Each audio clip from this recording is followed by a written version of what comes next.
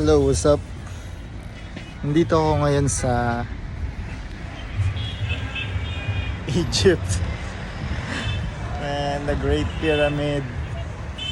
Dito ako sa ibabaw ng hotel namin, sa rooftop. Ang ganda ng view ng kitang kita yung view ng pyramid. Ayos. Alright, story time lang.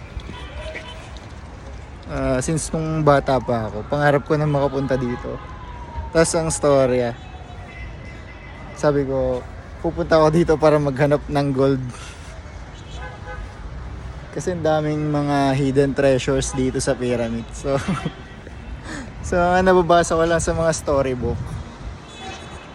Yun, no? Nice. Ayos.